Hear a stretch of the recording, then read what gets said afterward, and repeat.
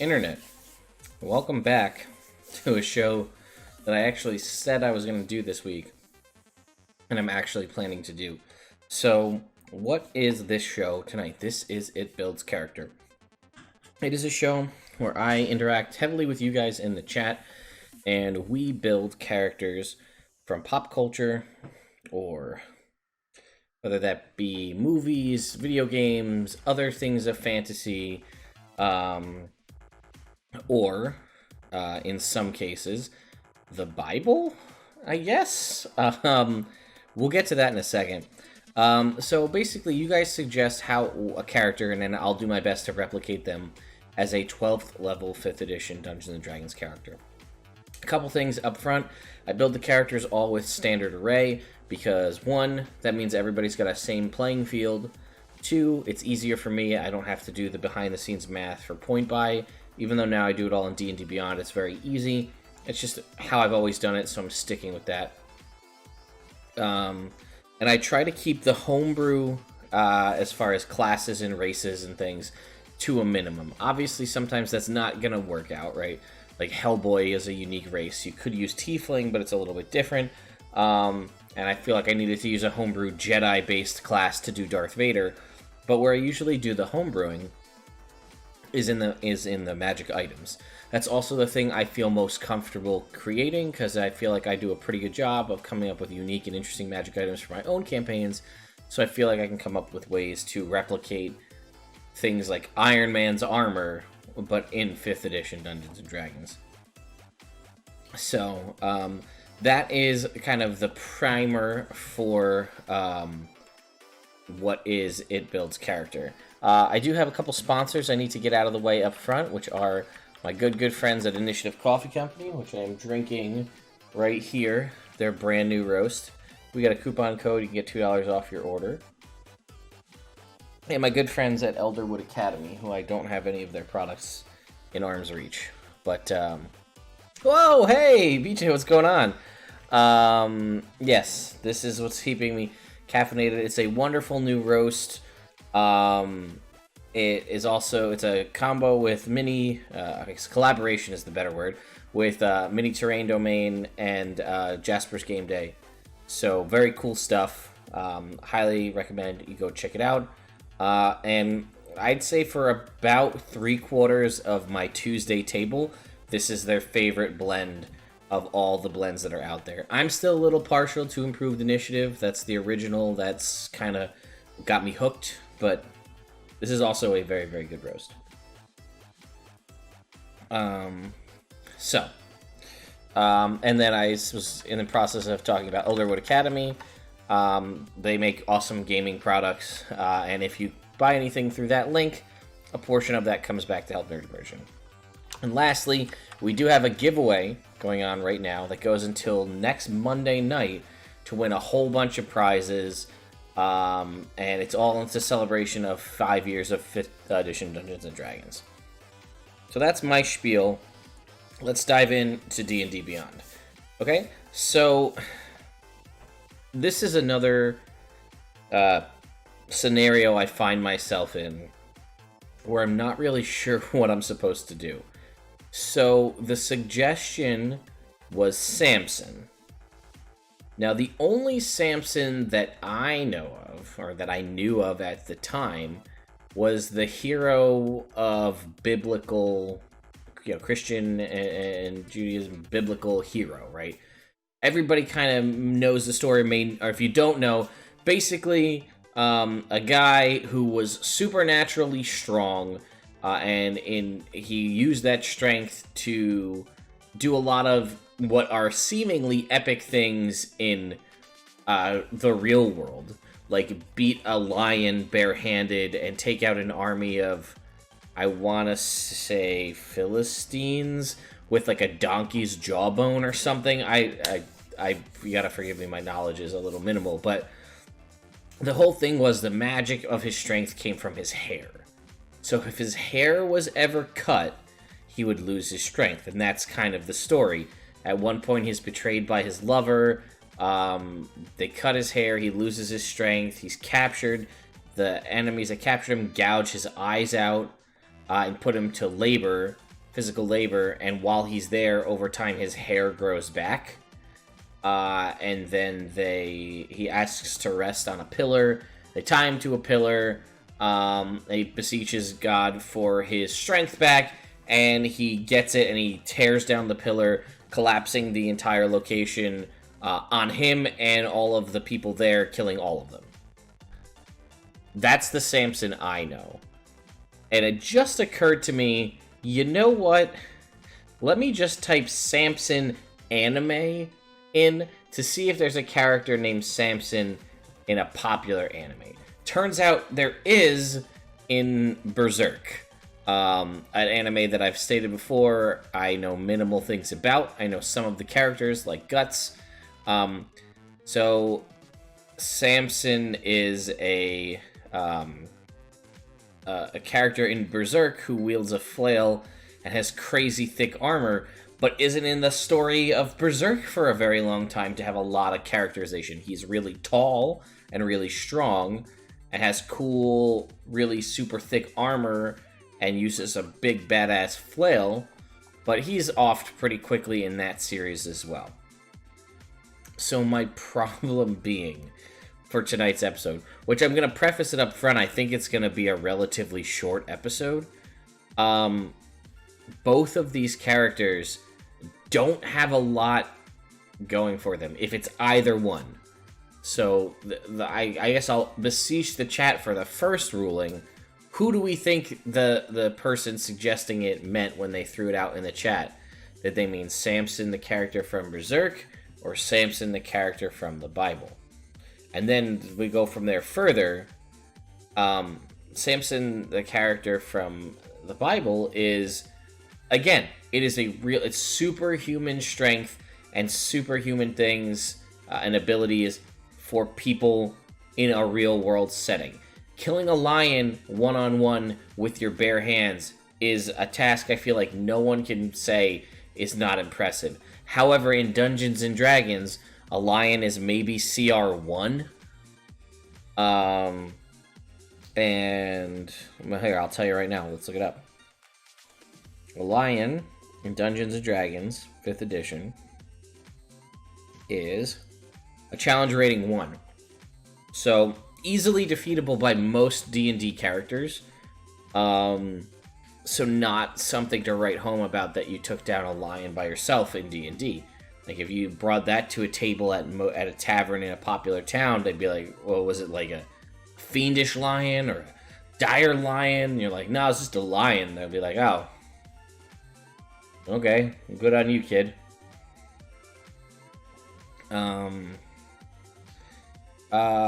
Marvel has a character who's the Hulk's physicist whose strength is based off his hair. His name might also be... It's Samson-y in the name, I feel like. The guy you're talking about from Marvel. I can't remember his name. I want to say, like, Brock Samson, I want to say is his name. The character from Marvel. Let's see, am I right on that? Brock Samson. Nope, that's Venture Brothers. Damn. I know who you're talking about. Thank you. Yeah. I was like, I know that name. What the hell is the name? Yeah, because he gets gamma irradiated. Hulk's physicist. If it's the guy I'm thinking of. Shit. I just watched an episode of Avengers Earth's Mightiest Heroes not that long ago, and damn, what the hell's his name? Is it Doc Samson? Yeah, alright, so I was close. So I was literally... Alright. So I don't think they meant Doc Samson, because I feel like you have to throw the Doc in there for that to be that character. So back to my original dilemma. Thank you, BJ. I do appreciate this. This is saving me a lot of Google searching. Is biblical... there's not a whole lot of meat to build a character around. And You know, I mean, he's a guy who's above, you know, supernaturally strong. So we could argue that that's a 20 strength, which is almost supernaturally strong in a lot of aspects. And he's blind, like at the end, and he dies relatively quickly. I don't even know what class you pick for him. I mean, he's a human, so we could start there, and we could throw standard array stats around. But as far as like character class, I mean, there's no magic, so rule out every magic class. I guess you could argue that there's some divinity there, right? In this, you could maybe argue paladin, but I'm gonna say no. I'm gonna argue against that one. So that leaves you down to the martial classes without magic, which is barbarian, monk, fighter, and rogue. Not a rogue, so you can toss that one out.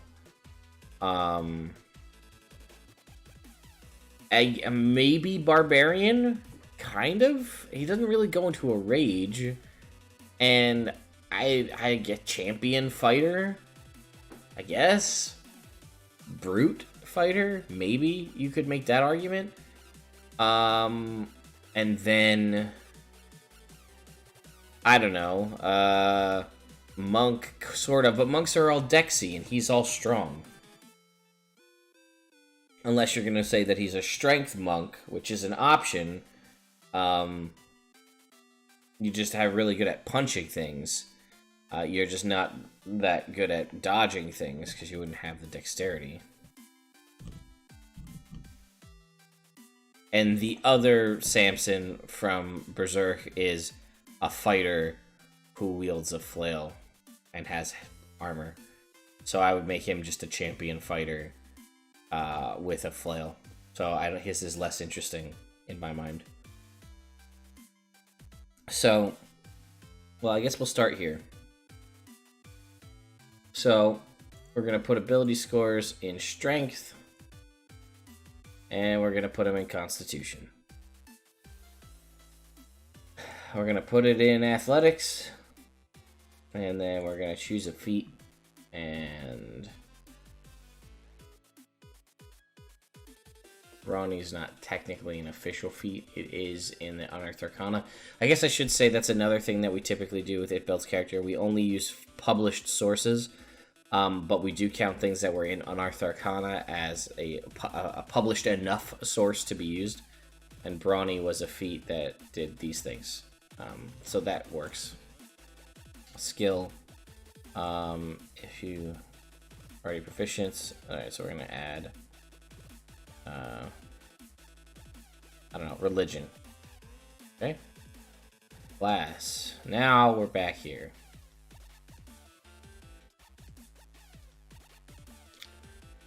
Huh.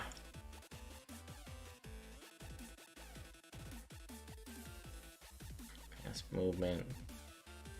I don't feel like barbarian fits enough. I would argue that he's not a barbarian.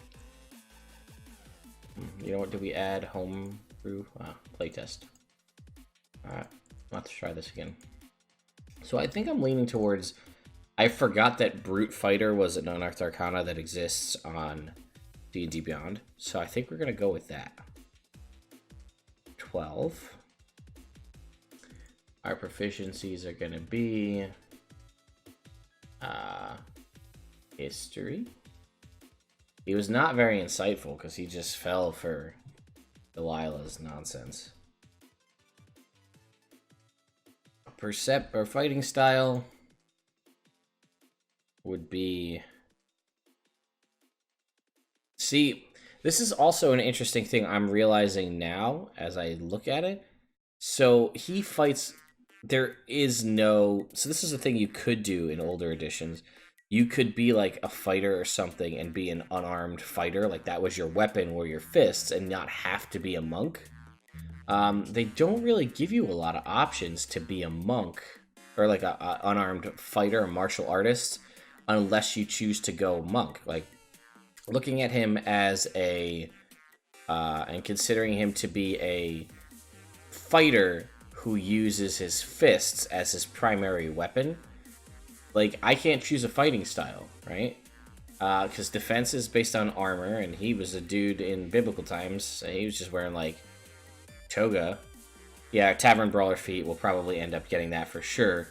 But dueling, you know, it's not considered a weapon when you punch. It's not great weapon fighting because you're not holding, or like, I mean, you could argue haymakers, right? Or, you know, something like that. Protection, he's not wielding a shield.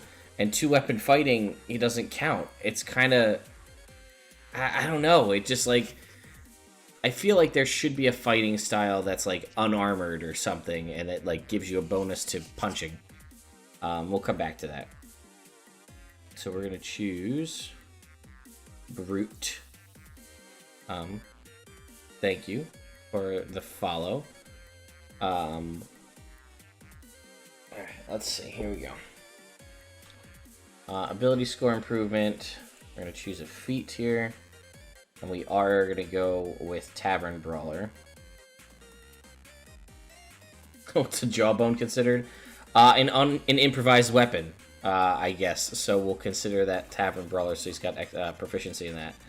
We'll go here and do our standard array. So we're going to put our 15 in strength, our 14 in con, 13 in dex. He was a very pretty man in all of the depictions. I'm giving him the lowest wisdom because he didn't see any of that coming. So we're at, what are we at? 15, 16, 17. What's our feet? Brawny, yeah, 17. You know what? So we'll make our Tavern Brawler choice be strength. So that puts us at 18 right there. 18 strength. Okay. And then we'll go down here. We'll choose Athlete. Give him a +1 strength again. Does Grappler give you a bonus? No, you don't get anything for that. Alright. So we got 2 more. So here we went with Tavern Brawler, Athlete for 6. Okay. Let's see. Where does that put us currently? At 19 strength. Ugh, the worst. Alright, so we'll go give him a +1 strength, +1 con. For one of these. This one will be ability score improvement, +1 strength, +1 con. And then we have, an additional fighting style we can choose that we can't make use of.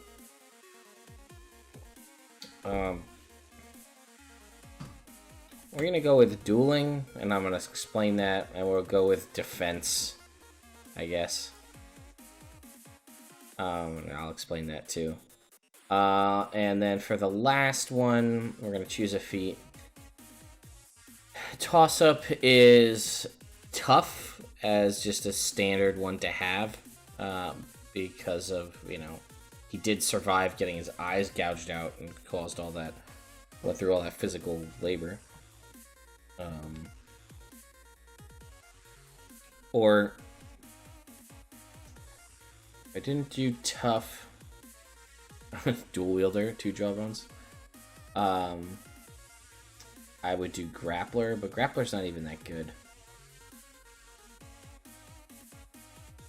I'm leaning in my first choice. We're going with tough. Okay. We got our ability scores, so let's choose a background. I want to go with Acolyte, but I don't feel like that's accurate. I don't remember off the top of my head what he was. What was he?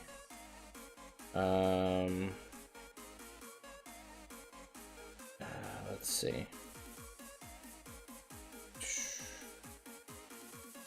Nazarite, Philistines. As a young adult, left the hills. According to Repeatedly seized by the spirit of the Lord who blessed him with immense strength. So I'm gonna go with Acolyte. I feel like that kind of leans towards that. So we're gonna get... I don't want to give him Insight though. But I'll allow it. And we'll give him Survival. Languages we're not too worried about.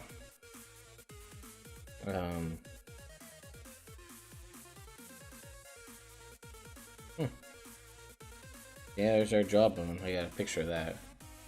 Alright, equipment. We don't really have any equipment. So let's jump back into the character sheet and have a discussion here. So we've got our increased punchy ability. And I might see it doesn't give you the +2 to dueling because an unarmed strike is not considered a weapon. I wish there were like official like brass knuckles as there's not, right? No, there's not official like brass knuckles or saps or blackjacks or anything like that. I feel like those are all things they used to have so you could like hit people. And I feel like we can just we'll give him what we're just gonna call it a studded leather armor. But it'll just be like he's always shown in some kind of, actually, you know, the pictures have him wearing either, you know, some sort of armor. So I'll give him studded leather or hide, something similar to that. So let's look at the features of what we've got so far as we're trying to build a biblical hero who's only in a short portion of it, and all he does is fight some people. No crazy story of a magic sword or a weapon or calling down, you know, some sort of divinity-based powers that you'd have in other fantasy. He's just a little bit stronger. So we gave him 20 strength and a 16 con. And here's what he's got, right? So he's got a +1 AC with his studded leather armor for his defensive fighting style. He's got second wind, get a little burst of healing as all fighters do. Action surge to get those extra attacks when he needs them. He's level 12, so he'll have 3 attacks with action surge that could give him 6. And he is a brute archetype, which whenever you hit with a weapon attack that you're proficient with, our problem again, and deal damage, the damage increases by 1d6. So if you were to hit with a long sword, it would do a d8 plus a d6. And I think that scales, if I recall. It does as you level up. Extra attack. Brutish durability. Whenever you make a saving throw, roll a d6 and add that die to your saving throw total. If applying this bonus to a death saving throw increases the total to 20 or higher, you gain the benefits of rolling a d20 on the 20 on the d20. And this is why I was always against the brute subclass, because this is just an always-on ability. You get an extra d6 to your saving throws forever, without any, like, it's not like a once per long rest, it's just always on. So I always thought that was a little overpowered. And then we get our second fighting style, which really just makes this the more damage, arguably the more damage version of Champion Fighter. Champion Fighter can crit more often. This one can do more damage on the regular, and then benefits even more so if they do manage to crit. And then we get our third attack. We went with a couple of feats here to represent the physicality of Samson. So we went with Tavern Brawler to give him proficiency with improvised weapons, i.e. a donkey's jawbone. Increasing his unarmed strike damage overall. And when he hits them with one of those, he can choose to grapple them as a bonus action. He's tough, so he's got some extra HP. He's brawny, so that's supposed to be... Oh, well, that's why whoever made this feat in D&D Beyond put it on acrobatics instead of athletics. He's actually supposed to be not proficient with that at all.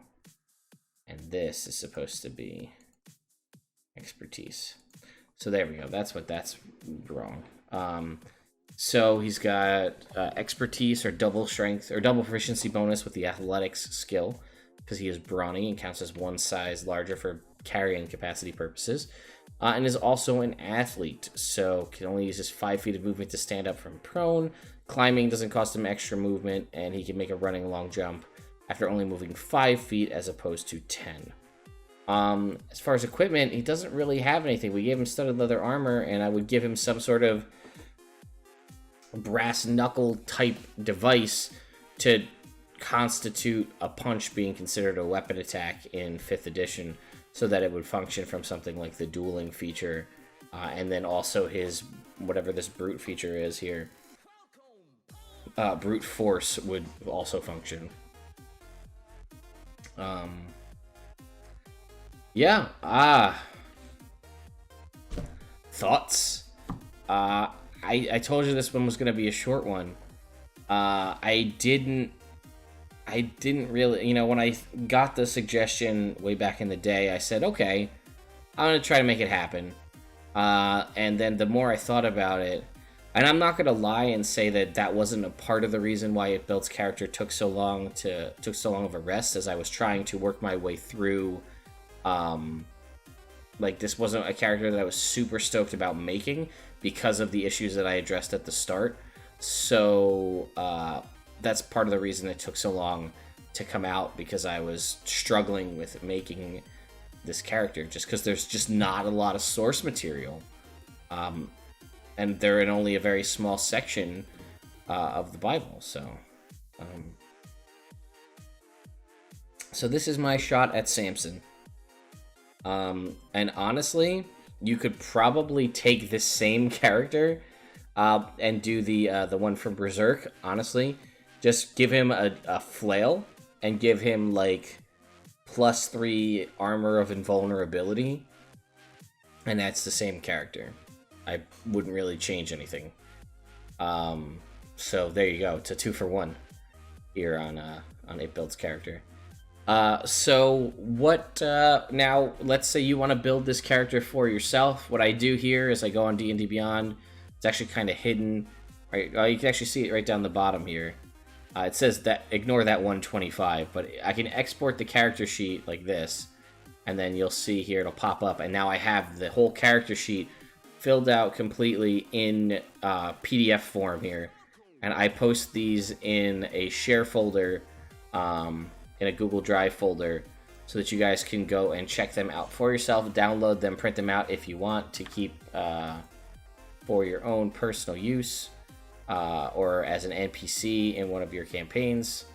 And then I also have a list here where I will jump over right now and show you. We'll also get to see how far behind I am, because Samson was supposed to be on the 22nd of May.